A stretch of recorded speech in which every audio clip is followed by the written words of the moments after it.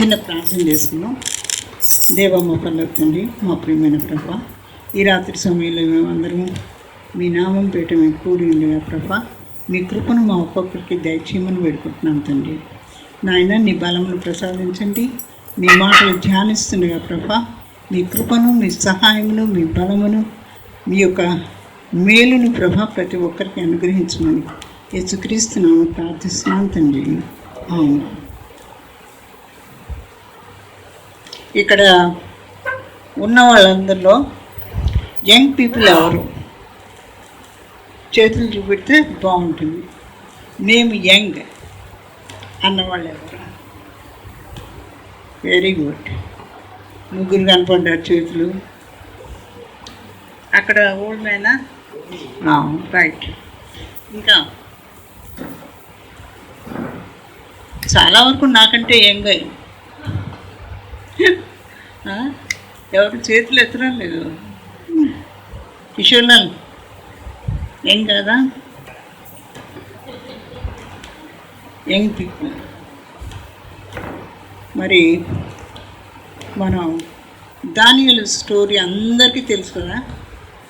దానియేలు గ్రంథం తెలియని వాళ్ళు ఎవరన్నా ఉన్నారా? దానియేలు గ్రంథం తెలియని వాళ్ళు ఎవరన్నా ఉన్నారా? తెలుసా తెలీదా? తెలుసు కదా. మరి ఎవరన్నా దానియేలు గ్రంథం ఫస్ట్ చాప్టర్లో ఒక 3-4 వచనాల దాకా చదువుతారా? దానియేలు గ్రంథం ఫస్ట్ చాప్టర్.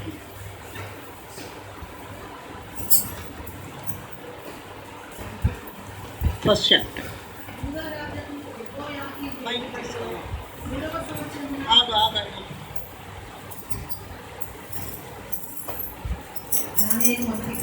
మొదటి అధ్యాయము 1 నుంచి.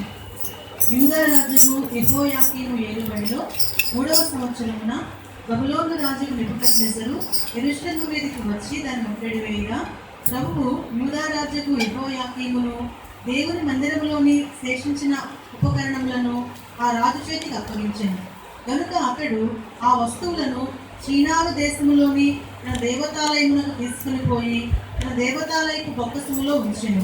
రాజు అష్పెనజు అను తన నపుంసకుల అధిపతిని పిలిపించి అతనికి ఇలాగూ ఆజ్ఞాపించెను: ఇశ్రాయేలీల రాజవంశములలో ముఖ్యులై లోపము లేని సౌందర్యమును సకల విద్యా ప్రవీణతయు జ్ఞానమును కలిగి తత్వజ్ఞానం తెలిసిన వారే రాజు నగరనందు నిలువదగిన కొందరు బాలులను రప్పించి కల్దీల విద్యను భాషను వారికి నేర్పుము.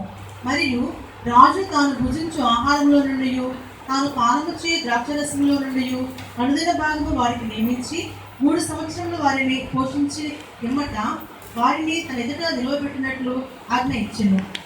యూదుల్లో నుండి దానియేలు, హనన్య, మిషాయేలు, అజర్యా అనువారు వీరిలో నుండిరి. చాలు. ఇక్కడ మనం చూసినట్లయితే కొందరు బాలురని, ఈ ఇశ్రాయేలు రాజవంశంలో ఉన్నటువంటి కొందరు బాలురు, వాళ్ళంతా ఎలాంటి వాళ్ళంట? లోపం లేని సౌందర్యం గల వాళ్ళు అంటారు. తర్వాత సకల విద్యా ప్రవీణులు అంటారు. వాళ్ళు రాజవంశాల్లో పుట్టిన వాళ్ళు, సకల విద్యలు తెలిసిన వాళ్ళు, తెలివైనటువంటి కుర్రాళ్ళు అన్నమాట. ఈ ఇశ్రాయేలు రాజవంశాల్లో ఉన్నటువంటి వాళ్ళందరినీ ఆ అష్పెనజ్ అనేటువంటి నపుంసకుడికి అప్పగించి వాళ్ళకి రాజు భోజనం 3 సంవత్సరాలు పెట్టి వాళ్ళకి అన్ని కల్దీల విద్యలన్నీ కూడా నేర్పించమని చెప్పాడు. 3 సంవత్సరాలు నేర్పించమన్నాడు. ఆ తర్వాత మనకేమైందో తెలుసు. ఈ దానియేలు, షడ్రక్, మేషక్, అబేద్నెగో వాళ్ళు ఆ ఆహారం తీసుకోవడానికి వాళ్ళు నిరాకరించి మాకు మామూలు భోజనం, కూరగాయలు భోజనం మాకు పెట్టండి, మేము ఇది తిని మమ్మల్ని మేము అపవిత్రం చేసుకోలేము అని వాళ్ళు అన్నప్పుడు అతను ఒక ఛాలెంజ్ ఇచ్చాడు. నేను కొన్ని రోజులు టెస్ట్ చేస్తాను, మీరు ఎలా ఉంటారో చూస్తాను, మీరు కనుక మిగిలిన వాళ్ళకంటే కూడా డల్గా ఉన్నట్లయితే రాజు నన్ను శిక్షిస్తాడు, కాబట్టి మీరు ఆ ఆహారం తీసుకోవాల్సిందే అని చెప్పి అన్నారు. అంటే ఆయన ఒప్పుకున్నాడు. వీళ్ళు ఏమన్నారంటే, సరే మమ్మల్ని టెస్ట్ చేసుకోండి, మీరు మమ్మల్ని చూసి మేము అలా లేకపోతే మేము ఒప్పుకుంటాము అన్నారు. అని వాళ్ళకి తర్వాత జరిగింది ఏంటో మనకు తెలుసు. వాళ్ళు టెస్ట్ చేసి చూస్తే ఏ మాత్రము కూడా మిగిలిన వాళ్ళకంటే వాళ్ళు తక్కువగా లేరు.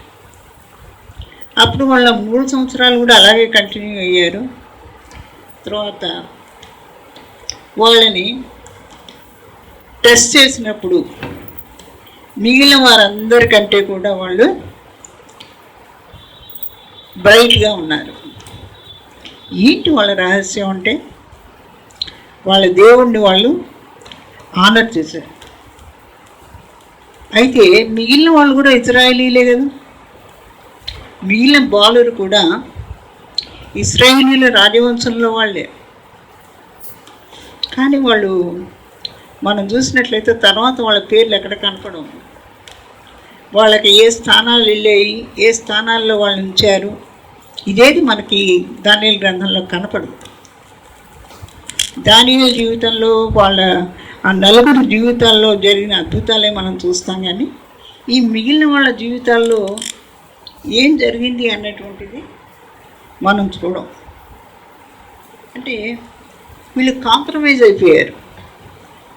వీళ్ళు రాజభోజనానికి కాంప్రమైజ్ అయిపోయారు. వీళ్ళందరూ అన్న ఓల్డ్ పీపులా? మన వాళ్ళు అనుకుంటారు భక్తిగా ఉండాలంటే ఓల్డ్ అయిపోయారు కాబట్టి వీళ్ళందరూ భక్తిగా ఉంటారు. కానీ ఓల్డ్ పీపుల్ కాదు, they are young boys like you. మీలాంటి వాళ్ళు, మీకంటే చిన్నవాళ్ళు, యంగ్ బాయ్స్ అన్నమాట. కాంప్రమైజ్ అయిన వాళ్ళు పేర్లు మనకి కనపడలేదు.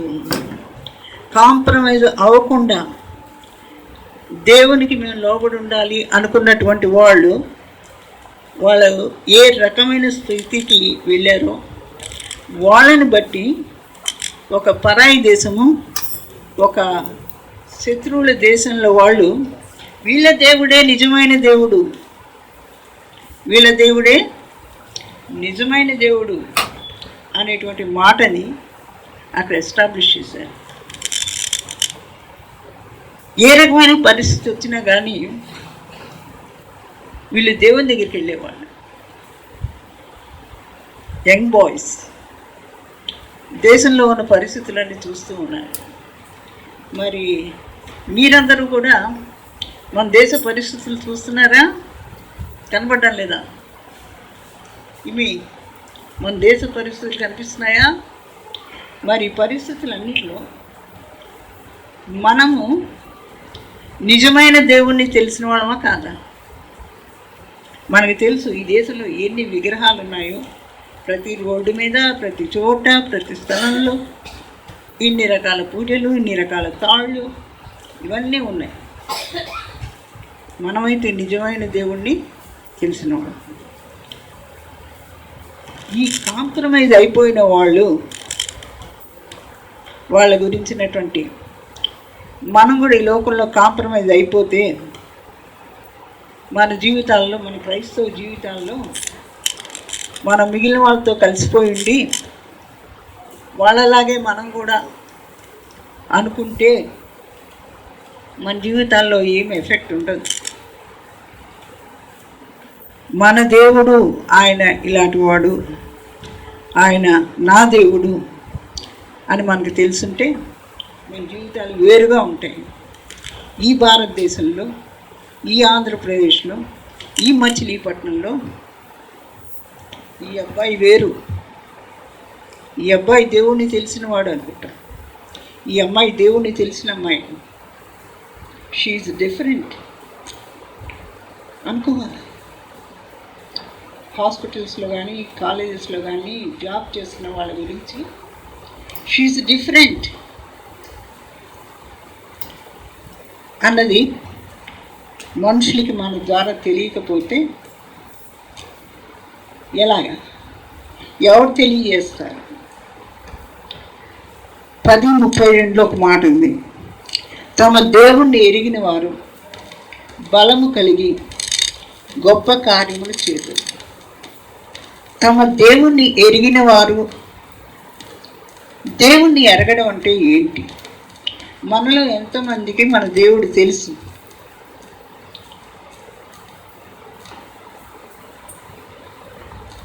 మన దేవుడు ఎంతమందికి తెలుసు తెలీదా? ఆయనతో ఏం సంబంధం లేదా మనకి? జగన్తో ఎంతమందికి సంబంధం అంటే జగన్ గురించి మనకు చాలా తెలుసు. జగన్ ఎట్లా మాట్లాడతాడో, ఏం చేస్తానన్నాడో, ఏం చేస్తున్నాడో ఇవన్నీ మనకు తెలుసు. జగన్ గురించి తెలుసు. జగన్ ఏమి చేస్తాడు, ఎలాంటి వాడు, నేను వెళ్తే నాకు పని అవుతుంది అనేటువంటి మాటలు కూడా మనకి తెలుసు. మరి మన దేవుని గురించి మనకి ఏం తెలుసు? Do we know him personally? వ్యక్తిగతంగా ఆయన నా దేవుడు, నన్ను చూస్తున్న దేవుడు, నాతో మాట్లాడే దేవుడు, నా కోసం జీవవాక్యాన్ని ఇచ్చినటువంటి దేవుడు, నా కోసం తన కుమారుని పంపి యేసుక్రీస్తు రక్తము ద్వారా నన్ను హిమము కంటే తెల్లగా కడిగినటువంటి దేవుడు.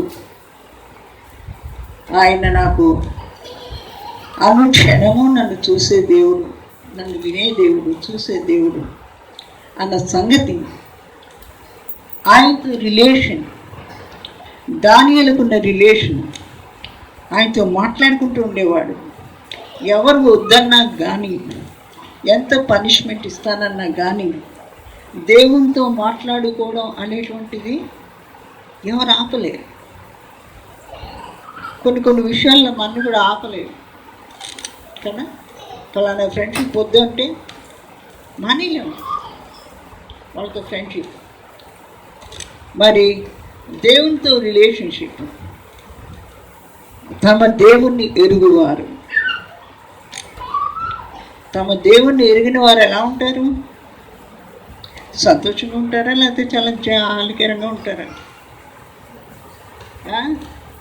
మీరందరూ సంతోషంగా ఉండాలన్నదే ఆయన కోరుకునేది కదా.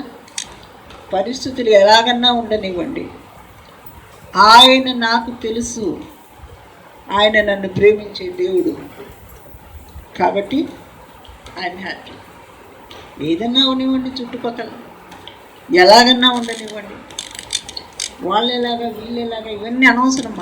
మన దేవుడు నాకు తెలుసు, ఆయన నన్ను ప్రేమించేవాడు కాబట్టి తమ దేవుని ఎరుగువారు దగ్గర మనం జ్ఞాపకం చేసుకోవాల్సిందంటే, నా దేవుడు నాకు ఎంత తెలుసు, ఆయనతో నాకు సంబంధం ఉందా, ఆయన మాటలతో సంబంధం ఉందా, ఆయనతో మాట్లాడుకోవడంలో, ఆయనతో ప్రార్థన చేయడంలో నాకేమన్నా సంతోషం ఉండదా? తమ దేవుణ్ణి ఎరుగువారు బలము కలిగి.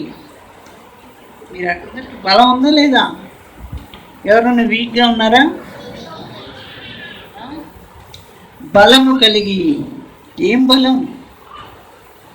శారీరక బలమే కాదు, ఆత్మీయ బలం, దేవుని బలం, ఆత్మ బలం కలిగి, బలము కలిగి గొప్ప కార్యములు చేతురు. మనం ఏం కార్యాలు చేస్తున్నాము అడగండి దేవుణ్ణి. నేను గొప్ప కార్యాలు చేసేటట్లు నాకు సహాయం చేయి ప్రభువా. ఈ లోకంలో నాకు నువ్వు తెలుసు, నువ్వు భూమాకాశములను సృష్టించి లోకరక్షకుడిగా వచ్చి నన్ను రక్షించుకున్న దేవుడివి, నీవు నాకు ప్రియుడైన దేవుడివి, నీవు నన్ను బలపరచు. నేనేం కార్యాలు చేయాలని నువ్వు కోరుకుంటావో ఆ కార్యాలు చేయడానికి నాకు సహాయం చేయి. నేను 45 ఏళ్ళుగా ప్రభువు నీకు తెలుసుకున్నాను. నాకు అప్పుడు అర్థమైంది, ఆయన కంటే గొప్పవాడు ఎవరు లేరు, నా హృదయానికి ఆయన కంటే ప్రియమైన వాడు ఎవరు లేరు అన్న సంగతి నాకు అర్థమైంది. అయితే నేనేం గొప్ప కార్యాలు చేశానో నాకు తెలియదు, కానీ నేను నిత్యము ఆయనలో ఆనందించాను, ఆయన వాక్యంలో ఆనందించాను. ఎక్కడ వాక్యం అంటే అక్కడికి పరిగెట్టేదాన్ని. ఆయన బిడ్డలతో ఆనందించాను, ఇప్పుడు మీతో ఆనందిస్తున్నాను నేను. కాబట్టి తమ దేవుణ్ణి ఎరుగువారు. మరి మీరు ఎంతవరకు దేవుని ఎరుగున్నారు? సాత్విక్, మీరు సార్, మీరు ఎంతవరకు మీ దేవుణ్ణి ఎరుగున్నారు? ఎంతవరకు బలము కలిగి ఆయనలో సంతోషించేవాడుగా ఏనాడు దేనికి దిగులు పడాల్సిన అవసరం లేదు. అంత గొప్ప దేవుడు మనకు ఉన్నాడు. అన్ని పరిస్థితుల్లో మనకి తోడై ఉన్నాడు. ఆయన కష్టాలు ఉండొచ్చు, శ్రమలు ఉండొచ్చు, ఇబ్బందులు ఉండొచ్చు, అవమానాలు ఉండొచ్చు, బట్ స్టిల్ ఆయన మనతో ఉన్నాడు. కాబట్టి మన దేవుణ్ణి మనం ఎరుగున్నట్లయితే ఈ ఆంధ్రప్రదేశ్లో, ఈ మచిలీపట్నంలో మీరు డిఫరెంట్ పీపుల్గా ఉండగలరు. ఉండాలని దేవుడు కోరుకుంటున్నాడేమో ఆలోచించండి. మరి జనరల్ ట్రెండ్ ఎలా ఉంటుందంటే, పిల్లలకి, యూత్కి స్పెషల్గా బయట అందరూ అట్రాక్టివ్గా ఉంటారు. బయట సెంటర్లో నిలబడితే వచ్చే 10 మందితో హ్యాపీగా ఉంటుంది. ఇంకెక్కడో బెంచ్ మీద కూర్చుంటే చేరే 4గురితో హ్యాపీగా ఉంటుంది. వీళ్ళకి ఇంట్లో మోస్ట్ అన్అట్రాక్టివ్ హౌస్. ఎవరో ఏదో అనుకుంటూ ఉంటారు, అమ్మో నాన్నో విసుగుకుంటారు, ఏదో ఒకటి ఇంట్లో ప్రాబ్లమ్స్ ఉంటాయి. ఇవి ఎలా అనిపిస్తాయంటే, ఇంట్లో ఉండకూడదు, బయటికి వెళ్తేనే హ్యాపీగా ఉంటుంది. వాడు జోక్స్ వేస్తాడు, మీడి జోక్స్ వేస్తాడు, ఇవి హ్యాపీనెస్ అనుకుంటాను. కానీ నేనేమనుకుంటానంటే, you can make your home happy. మీరు మీ దేవుణ్ణి ఎరిగిన వారైనట్లయితే మీ కుటుంబాన్ని మీరు హ్యాపీ చేయగలరు. Make your mother happy. ఆమె అలసిపోయి వచ్చేసరికి ఆమెకి 2-3 పనులు మీరు తగ్గించండి. ఇల్లు నీట్గా పెట్టండి. మీరు వస్తువులు ఎక్కడొక్కడ సర్దండి. కష్టమా? చాలా కష్టమా? అవి కాదు. ప్రేమగా ఒక 2 మాటలు మాట్లాడండి. She will be happy. In the same way father కూడా అలసిపోయేస్తారు, బయట టెన్షన్స్తో ఇంటికి వస్తారు. వాళ్ళని మీరు ఒక మాట మంచిగా ఒక గ్లాస్ వాటర్ ఇచ్చో, లేకపోతే ఒక టీ ఇచ్చో, you can make them happy కదా. వాళ్ళని హ్యాపీ చేయొచ్చు మీరు. Then your home will become different. మీ తమ్ముళ్ళు మీ దగ్గర నేర్చుకుంటారు. మీరు పాటలు పాడుకోండి, ఇంట్లో పాటలు పాడుతూ పనులు చేయండి, హ్యాపీగా ఉంటారు. మీ ఇంట్లో ఉండే సమస్యలు కూడా వాటి విషయంలో ధైర్యం చెప్పండి మీ పేరెంట్స్. అమ్మా ఏం పర్లేదమ్మా అని చెప్పండి. మరి మీలో ఎంతమంది జాబ్స్లో ఉన్నారో నాకు తెలియదు. పేరెంట్స్కి మనము ఎంత తొందరగా బర్డెన్ తగ్గిస్తే అంత మంచిది. వాళ్ళ ఎకనామిక్ వాటిల్లో మనం ఎంతవరకు సహకరించగలమో. ఉంటారు కొంతమంది, నాకు అది కొనకపోతే నాకు లాభం లేదు. మా ఫ్రెండ్స్ అందరికీ ఉంది ఇయర్ ఫోన్స్, లేకపోతే ట్యాబ్, లేకపోతే ఫోన్. ఇవన్నీ కూడా ఏంటంటే వీఆర్ ఛార్జింగ్ అవర్ పేరెంట్స్. మీరు ఒక ఫోన్ కాల్ చేస్తే ₹1.5 ₹2 అయితే అది ఎవరికి? పేరెంట్స్ కదా. కానీ ఎంత ఫ్రీగా మనం ఉంటామో. In the same way motor cycles, petrol ఎంత అవుతుంది? ఎంత పెట్టి కొనిపిస్తున్నాం వాళ్ళ చేత? ఎంత లోన్ పెట్టి వాళ్ళ నెల జీతాల్లో ఎంత కటింగ్ వెళ్ళి వాటిని కొనిపించుకున్నాను. నేను అనుకుంటాను బాయ్స్ సైకిల్స్ తొక్కితే బ్యూటిఫుల్గా ఉంటారు. సైకిల్స్ తొక్కి ఒక ఫోటో దిగండి, ఎలా ఉంటారో చూద్దాం. పొల్యూషన్ ఆపచ్చు. మీ పేరెంట్స్ని మీరు కొంత వాళ్ళకి హెల్ప్ చేసినట్టే. మీరు ఇంకా ఏ రకాలుగా you can make them happy. You can make your home happy. మొక్కలు చూసుకోండి ఇంట్లో. మీ మొక్కలు ఎలా ఉన్నాయో, వాటి కాయలు వస్తే మనకు చాలా సంతోషం కదా.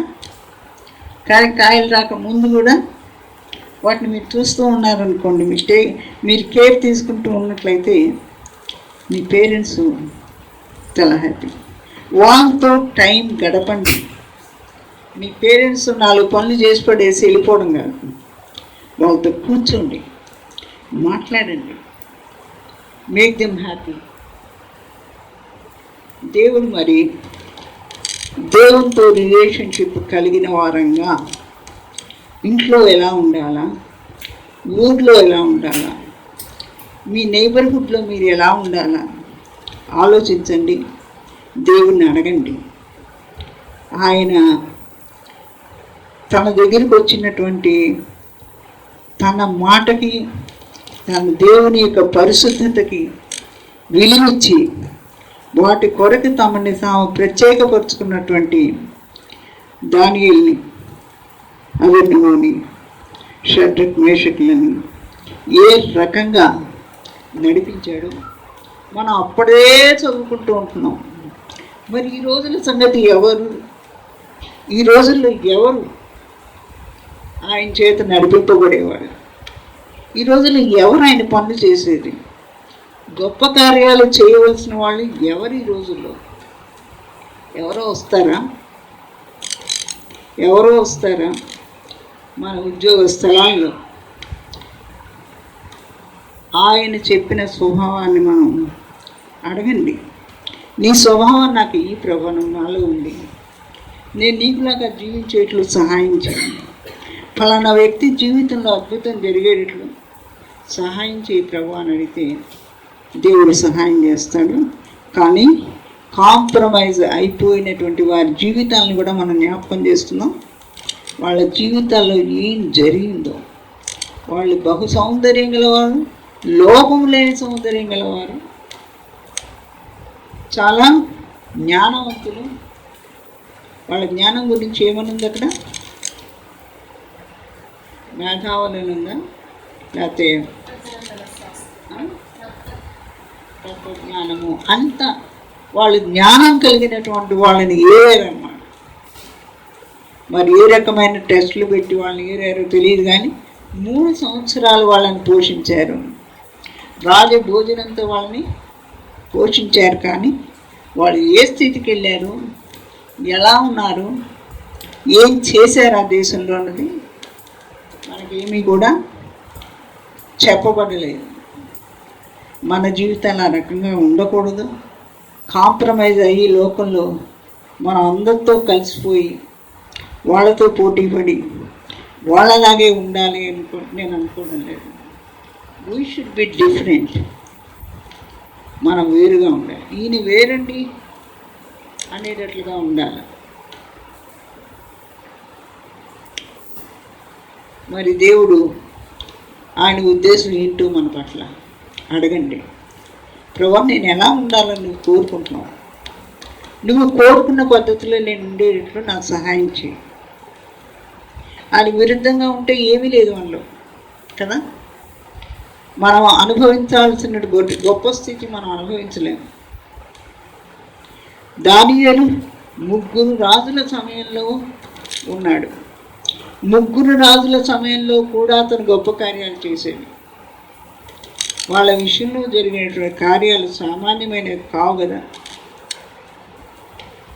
మనకి తెలుసు మన జీవితాల్లో ఏం జరుగుతాయి, ఏ పరిస్థితుల్లో ఎలా ఉంటాం అనేది మనకు తెలియదు. కానీ మనం మన దేవుణ్ణి ఎరిగిన వారమైనట్లయితే ఆయనతో సంబంధం కలిగి ఉందాము, ఆయన మీద ఆధారపడదాము, ఆయనకి లోబడదాము, ఆయన అడుగుదాం. మా జీవితాలు నీ జీవితాలుగా, నీకు సంబంధించిన జీవితాలుగా ఉండేట్లు మాకు సహాయం చేయి ప్రభువా అని ఆయన్ని అడిగితే, మరి ఇక్కడ ఉన్నటువంటి మీ అందరి జీవితాల్లో కూడా మరి దేవుడు గొప్ప కార్యాలు చేయాలి అని నేను కోరుకుంటున్నాను. నా జీవితంలో ఏం చేశాడో నాకు తెలియదు, కానీ నాకు అద్భుతమైన జీవితాన్ని నాకు ఇచ్చాడు. నా గిన్నె నిండి పొల్లుతున్నది అన్న మాట నేను చాలాసార్లు చెప్తాను. ఆ గొప్ప సంతోషాన్ని నా జీవితంలో ఇచ్చాడు. మీ మొహాలు దిగులుగా ఉండనివ్వకండి. దేవుణ్ణి ఎరిగిన వారు, భూమి ఆకాశములను సర్వశక్తిమంతుడైన దేవుడు, ఆయన సృష్టించినటువంటి దేవుడు, ఆయన ఎరిగిన వాళ్ళుగా, ఆయన కలిగిన వాళ్ళంగా, ఆయన్ని మన ఫాదర్ అని మనం కలిగిన వాళ్ళంగా మన ముఖాలు సంతోషంగా ఉండాలి.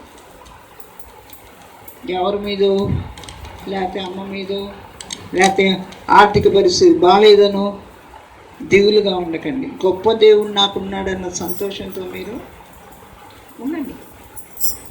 నాకు ఏమీ లేనప్పుడు కూడా నేను సంతోషంగా ఉన్నాను. దేవుడు ఆయన సంతోషం ఆయన నాకు ఇచ్చాడు. ఇంత గొప్ప దేవుడు అని, ఇంత గొప్ప దేవుడిని మనం కలిగి ఉన్నాము. దాన్ని బట్టి మీ అందరూ కూడా బలము కలిగి గొప్ప కార్యాలు చేసేవాళ్ళుగా ఉండాలి అన్నది దేవుడు కోరుకుంటున్నాడు. ఆయన అన్నారు, తమ దేవుని ఎరుగువారు బలము కలిగి గొప్ప కార్యములను చేతురు. Thank you.